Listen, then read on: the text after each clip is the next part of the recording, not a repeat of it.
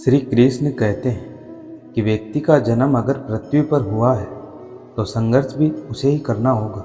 मानव जीवन में आकर ईश्वर भी सांसारिक चुनौतियों से बच नहीं सकते। ऐसे में परिस्थितियों से भागने की बजाय उसके सामने डटकर खड़े हो जाना चाहिए, क्योंकि कर्म करना ही मानव जीवन का पहला कर्तव्य है। कर्मों से ही परेशानियों को जीता जा सकता है। श्री कृष्ण का मानना है कि व्यक्ति को विजय हासिल करने के लिए स्वस्थ रहना जरूरी है, क्योंकि स्वस्थ शरीर से बल प्राप्त होता है और दिमाग भी विपरीत परिस्थितियों में तीव्रता से चलता है, जिसके कारण व्यक्ति हर लड़ाई में सफलता प्राप्त कर सकता है। भगवान श्री कृष्ण के अनुसार शिक्षा ऐसी होनी चाहिए जो मनुष्य के व्यक्तित्व का रचनात्मक विकास करे, यानी कि मात्र किताबी पढ़ाई नहीं, व्यक्ति को जीवन के हर एक पहलू से कुछ ना कुछ सीखते रहना चाहिए और अन्य कलात्मक क्षेत्रों में भी आगे बढ़ना चाहिए। भगवान श्री कृष्ण ने जीवन भर कभी उन लोगों का साथ नहीं छोड़ा जिनको मन से अपना माना है। रिश्तों के लिए कृष्ण ने कई लड़ाइयाँ लड़ी एवं रिश्तों से कई लड़ाइयाँ जीती। उनकी यही बातें इस बात का संकेत है कि सांसारिक इंसान की सबसे बड़ी धरोहर रिश्ता ही है। कृष्ण ने महाभारत युद्ध के पहले शांति से समझौता करने के लिए पांडवों और कौरवों के बीच मध्यस्थता की थी। हालांकि दोनों ही पक्ष युद्ध लड़ने के लिए आतुर थे, लेकिन कृष्ण ने हमेशा चाहा कि कैसे भी युद्ध को टाला जाए। झगड़ों से कभी समस्याओं का समाधान नहीं होता, शांति के मार्ग पर चलकर ही समाज का रचनात्मक विकास हो सकता है। कृष्ण ने समाज की शांति से मन की शांति तक दुनिया को यह समझाया है कि कोई भी परेशानी तब तक मिट नहीं सकती जब तक वहाँ शांति न हो, फिर चाहे वो समाज हो या हमारा खुद का मन। इस संसार में प्रत्येक व्यक्ति में किसी न किसी प्रकार की निर्बलता अवश्य होती है। जैसे कोई बहुत तेजी से दौड़ नहीं पाता तो कोई अधिक भार नहीं उठा पाता, कोई असाध्य रोग से पीड़ित रहता है तो कोई पटे हुए पहाड़ों को स्मरण में नहीं रख पाता। ऐसे अनेक उदाहरण और भी हैं। क्या आप ऐसे व्यक्ति को जानते हैं जिसे सब कुछ प्राप्त हो और हम जीवन की उस एक निर्बलता को जीवन का केंद्र मानकर जीते हैं, जिस कारण वह सदा हृदय में दुख और असंतोष रहता है। निर्बलता मनुष्य को जन्म से अथवा संजोग से प्राप्त होती है, किंतु उस निर्बलता को मनुष्य का मन अपनी मर्यादा बना लेता है। किंतु कुछ व्यक्ति ऐसे भी होते हैं जो अपने पुरुषार्थ और श्रम से उस निर्बलता को पराजित कर देते हैं। क्या भेद उनमें और अन्य लोगों में, यह आपने कभी विचार किया है? सरल सा उत्तर है इसका, जो व्यक्ति निर्बलता से पराजित नहीं होता, जो पुरुषार्थ करने का साहस रखता है, हृदय में वो निर्बलता को पार कर जाता है। अर्थात निर्बलता अवश्य ईश्वर देता है, किंतु मर्यादा मनुष्य का मन ही निर्मित करता है। भविष्य का दूसरा नाम संघर्ष है। हृदय में आज इच्छा होती है और यदि पूर्ण नहीं हो पाती तो हृदय भविष्य की योजना बनाता है। भविष्य में इच्छा पूर्ण होगी ऐसी कल्पना करता रहता है, किंतु जीवन ना तो भविष्य में और ना अतीत में, जीवन तो केवल इस क्षण का नाम है। अर्थात इस क्षण का अनुभव ही जीवन का अनुभव है। पर हम यह जानते हुए भी इतना सा सत्य समझ नहीं पाते। या तो हम बीते हुए समय के स्मरणों को घेर कर बैठे रहते हैं, या फिर आने वाले समय के लिए हम योजनाएं बनाते रहते हैं और जीवन बीत जाता है। एक सत्य यदि हम हृदय में उतार लें कि ना हम भविष्य देख सकते हैं और ना ही भविष्य निर्मित कर सकते हैं, हम तो केवल धैर्य और साहस के साथ भविष्य को आलिंगन दे सकते हैं, स्वागत कर सकते हैं भविष्य का, तो क्या जीवन का हर पल जीवन से नहीं भर जाएगा? ज्ञान प्राप्ति सदा ही समर्पण से होती है, यह हम सब जानते हैं, किंतु समर्पण का वास्तविक महत्व क्या है? क्या कभी विचार किया? मनुष्य का मन सदा ही ज्ञान प्राप्ति में अनेक बाधाओं को उत्पन्न करता है। कभी किसी अन्य विद्यार्थी से ईर्ष्या हो जाती है, कभी पढ़ाए हुए पाठों पर संदेह होने लगता है और कभी गुरु द्वारा दिया गया दंड मन को अहंकार से भर देता है। ना जाने कैसे कैसे विचार मन को भटकाते हैं और मन के इसी अयोग्य स्थिति के कारण हम ज्ञान प्राप्त नहीं कर पाते। मन की योग्य स्थिति केवल समर्पण से प्राप्त होती है। समर्पण मनुष्य के अहंकार का नाश करता है, ईर्ष्या, महत्वाकांक्षा आदि भावनाओं को दूर कर हृदय को शांत करता है और मन को एकाग्र करता है। वास्तव में ईश्वर की सृष्टि में न ज्ञान की मर्यादा है, न ज्ञानियों की। गुरु दत्तात्रेय ने तो ज्ञान और श्वान से भी ज्ञान प्राप्त कर लिया था, अर्थात विषय ब्रह्म ज्ञान का हो या जीवन के ज्ञान का या गुरुकुल में प्राप्त होने वाले ज्ञान का, उसकी प्राप्ति के लिए गुरु से अधिक महत्व उस गुरु के प्रति हमारा समर्पण है। प्रत्येक मनुष्य के जीवन में ऐसा क्षण अवश्य आता है जब सारे स्वप्न, सारी आशाएं, सारी दृश्य ध्वस्त हो जाते हैं, जीवन की सारी योजनाएं बिखर जाती है। एक ओर धर्म होता है और दूसरी ओर दुख। इसी को धर्म संकट कहते हैं। जब धर्म का वहन ही संकट हो और धर्म का त्याग ही दुख हो। विचार कीजिए, कभी किसी सौजन के विरुद्ध सत्य बोलने का अवसर प्राप्त हो जाता है, कभी ठीक दरिद्रता के समय सरलता से चोरी करने का मार्ग प्राप्त हो जाता है, कभी किसी शक्तिशाली राजनेता या राजा के कर्मचारी का अधर्म प्रकट हो जाता है। सबके जीवन में ऐसी घटना बनती रहती है। अधिकतर लोग ऐसे किसी क्षण को धर्म संकट के रूप में जान ही नहीं पाते। हमें किसी प्रकार के संघर्ष का अनुभव ही नहीं होता है। सहजता से सुख की ओर खींचे चले जाते हैं, जैसे मक्की गुड़ की ओर खींची चली जाती है। वास्तव में धर्म संकट का क्षण ईश्वर के निकट जाने का क्षण होता है। यदि हम संघर्षों से भयभीत ना हो, सुख की ओर आकर्षित ना हो, अपने धर्म पर दृढ़ रहे, तो ईश्वर का साक्षात्कार दूर नहीं है। पवन से युद्ध करने वाला पत्ता भी यदि पेड़ से गिरता है तो भी आकाश की ओर ही उड़ता है। पवन से झुकने वाली घास वहीं भूमि पर रह जाती है। सबके जीवन में ऐसा प्रसंग अवश्य आता है कि सत्य कहने का निश्चय होता है हृदय में, किंतु मुख से सत्य नहीं निकल पाता। कोई भय मन को घेर लेता है। कोई घटना अथवा प्रसंग के बारे में बात करना या फिर स्वयं से कोई भूल हो जाए उसके बारे में बोलना, क्या यह सत्य है? नहीं, यह तो केवल एक तथ्य है। अर्थात जैसा हुआ था वैसा केवल बोल देना सामान्य सी बात है, किंतु कभी कभी उस तथ्य को बोलते हुए भी भय लगता है। कदाचित किसी दूसरे की भावनाओं का विचार आता है, मन में दूसरों को दुख होगा, यह भय भी रोकता है। तो ये सत्य क्या है? क्या हमने कभी विचार किया है? जब भय रहते हुए भी कोई तथ्य बोलता है तो वह सत्य कहलाता है। वास्तव में सत्य कुछ और नहीं, निर्भयता का दूसरा नाम है।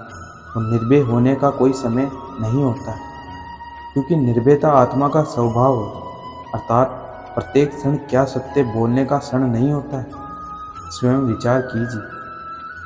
श्री कृष्ण कहते हैं, हद से ज़्यादा सीधा साधा होना भी ठीक नहीं है, क्योंकि जंगल में सबसे पहले सीधे पेड़ों को काटा जाता है।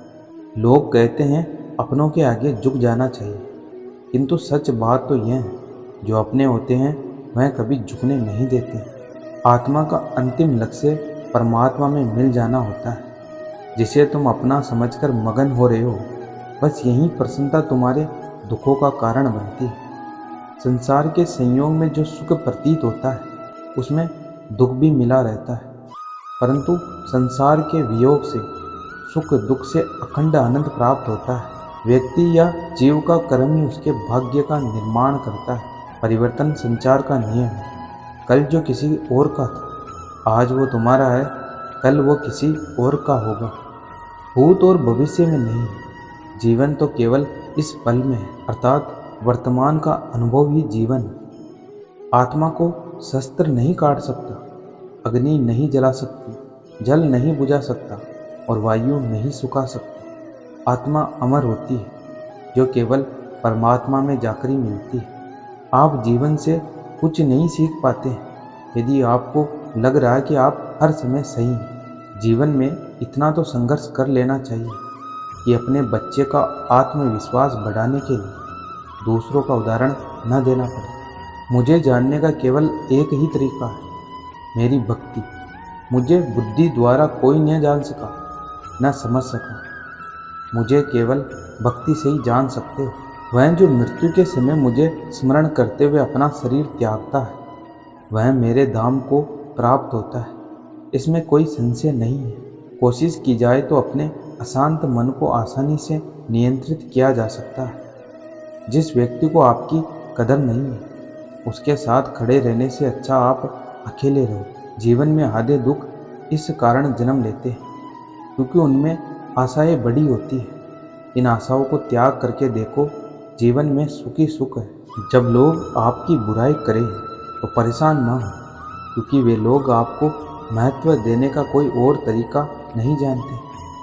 हर कोई खाली हाथ आया था और खाली हाथ ही दुनिया से जाएगा। सभी को सुख देने की क्षमता भले ही हमारे हाथ में ना हो, किंतु किसी को दुख न पहुंचाए यह तो हमारे हाथ में ही है। इसलिए कभी भी किसी को दुखी मत करना, क्योंकि जो भी किसी को दुखी करता है उसका फल उसे अवश्य प्राप्त होगा और बाद में उसको भी दुख जरूर मिलेगा। आत्मा पुराने शरीर को वैसे ही छोड़ देती है जैसे मनुष्य पुराने कपड़े को उतार करके नए कपड़े धारण कर लेता है। तुम जिसे अपना समझकर मगन हो रहे हो, बस यही प्रसन्नता तुम्हारे दुखों का कारण बनती है। जिंदगी के इस रण में खुद ही कृष्ण खुद ही अर्जुन बनना पड़ता है। रोज अपना ही सारथी बनकर जीवन के महाभारत से लड़ना पड़ता है। मैं विधाता होकर भी विधि के विधान को नहीं टाल सका। मेरी चाह राधा थी और चाहती मुझको मीरा थी, पर मैं वो रुक्मिणी का गया था। सबसे इस तरह का व्यवहार करें कि अगर कोई आपके बारे में बुरा भी कहे तो कोई उस पर विश्वास नहीं करेगा। संबंध उसी आत्मा से जुड़ता है जिनका हमसे पिछले जन्मों का कोई रिश्ता होता है, वरना दुनिया की इस भीड़ में कौन किसको जानता है। बात इतनी मधुर रखे कि कभी वापस लेनी पड़े तो खुद को कड़वी ना लगे। फल की अभिलाषा छोड़कर कर्म करने वाला पुरुष ही अपने जीवन को सफल बना सकता है। दुष्ट लोग अगर समझाने मात्र से समझ जाते तो यकीन मानो मुरली बजाने वाला कभी महाभारत नहीं होने देता। जीवन में अहंकार भी आवश्यक है जब बातें अधिकतर चरित्र और सम्मान की हो। जो मनुष्य हार और जीत से परे होता है वहीं दूसरों की जीत में भी आनंद का अनुभव करता है। अगर व्यक्ति शिक्षा से पहले संस्कार, व्यापार से पहले व्यवहार और भगवान से पहले माता पिता को पहचान लेता है, जिंदगी में उस व्यक्ति के पास कभी कोई कठिनाई आ ही नहीं सकती। इस भौतिक जगत में जो व्यक्ति न तो सुख की प्राप्ति से हर्षित होता है और न अशुभ के प्राप्त होने पर उसे घृणा करता है, वही व्यक्ति पूर्ण ज्ञान में स्थिर रहता है। मन शरीर का हिस्सा है। सुख दुख का एहसास करना आत्मा का नहीं शरीर का काम है। व्यक्ति जो चाहे बन सकता है यदि वह विश्वास के साथ इच्छित वस्तु पर लगातार चिंतन करे। पूरे ब्रह्मांड में जुबान ही एक ऐसी चीज़ है जहाँ पर जहर और अमृत एक साथ रहते हैं। अच्छी किस्मत के लोग थोड़ा भी बुरा होने पर भगवान को कोसते हैं और बुरी किस्मत के लोग थोड़ा भी अच्छा होने पर भगवान का स्मरण और धन्यवाद करते हैं। हर कीमती चीज़ को उठाने के लिए झुकना ही पड़ता है। माँ और पिता का आशीर्वाद भी इनमें से एक है। जिंदगी को हमेशा मुस्कुराकर जीना चाहिए, क्योंकि आप नहीं जानते कि यह जिंदगी अब कितनी बाकी है। धर्म युद्ध में कोई भी व्यक्ति निष्पक्ष नहीं रह सकता।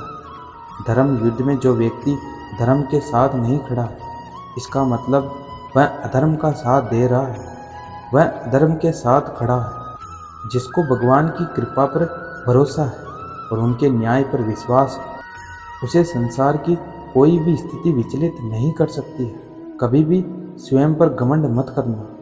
पत्थर भी भारी होकर पानी में अपना वजूद खोई देता है।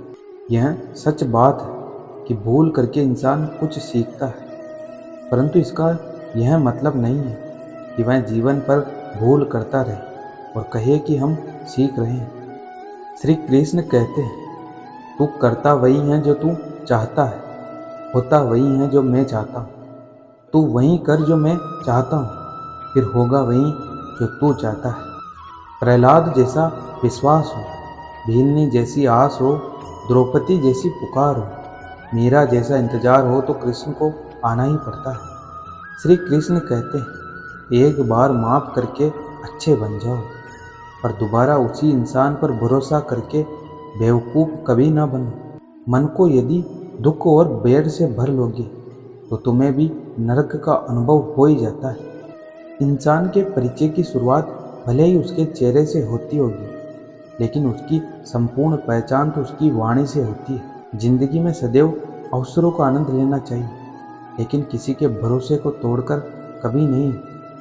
जब आप प्रभु के साथ जुड़ जाओगे तो आपकी परीक्षा आरंभ हो जाएगी। कुछ लोग इसे दुख समझते हैं तो कुछ लोग प्रभु की कृपा समझते हैं। अगर ईश्वर तुम्हें ज़्यादा प्रतीक्षा करवा रहा है, हो सकता है कि जितना तुमने मांगा उससे ज़्यादा देने वाला हो। रिश्ता निभाने के लिए बहुत विनम्रता चाहिए। छल कपट से तो सिर्फ महाभारत रची जा सकती है। मनुष्य अपने विश्वास से निर्मित होता है। जैसा वह विश्वास करता है वैसा वह बन जाता है। प्रेम कोई 2 पल का पकवान नहीं है जो चखा और रहने दिया। प्रेम को निभाने के लिए तो पूरा जीवन समर्पित करना पड़ता है।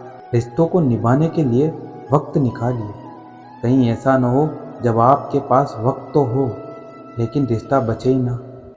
जन्म लेने वाले के लिए मृत्यु उतनी ही निश्चित है जितना कि मर्त होने वाले के लिए जन्म लेना। इसलिए जो अपरिहार्य है उस पर शोध मत करो। कौन क्या कर रहा है, कैसे कर रहा है, क्यों कर रहा है, इन सब से आप जितना दूर रहेंगे उतना ही खुश रहेंगे। कोई आपको क्रोध दिलाने में सफल हो जाए तो मान लीजिए कि आप उसके हाथ की कठपुतली हैं। हमें कभी उस व्यक्ति पर भरोसा नहीं करना चाहिए जो वक्त के साथ स्वभाव बदल लेता है। तुम उसके लिए शोक करते हो जो शोक करने के योग्य नहीं है और फिर भी ज्ञान की बातें करते हो। बुद्धिमान व्यक्ति ना जीवित और ना ही मृत व्यक्ति के लिए शोक करता है। उस व्यक्ति के लिए सभी परिस्थितियाँ अच्छी है जो अपने भीतर खुशी संभाल कर रखता है। मेरे भी कहीं जन्म हो चुके हैं, तुम्हारे भी कहीं जन्म हो चुके हैं। ना तो यह मेरा आखिरी जन्म है और ना ही यह तुम्हारा आखिरी जन्म है। मोहग्रस्त होकर अपने कर्तव्य पथ से हट जाना मूर्खता है, क्योंकि इससे ना तो तुम्हें स्वर्ग की प्राप्ति होगी और ना ही तुम्हारी कीर्ति बढ़ेगी। प्रेम और आस्था दोनों पर किसी का जोर नहीं होता है। यह मन जहाँ लग जाए वहीं ईश्वर नजर आता है। ज़्यादा हंसने और बोलने वाला व्यक्ति अगर चुप हो जाए तो मान लेना वह भीतर से टूट चुका है। यदि लोग आपके विचारों को गलत बताते हैं तो आपकी जिम्मेदारी है कि आप इसे सही साबित करके दिखाएं। मुंह से माफ़ करने में किसी को वक्त नहीं लगता, पर दिल से माफ़ करने में सारी उम्र बीत जाती है। आज का यह वीडियो यहीं समाप्त होता है। मैं आशा करता हूँ कि आपको यह वीडियो बहुत पसंद आया होगा। मिलते हैं अगले वीडियो में। तब तक अपना ख्याल रखिएगा। धन्यवाद।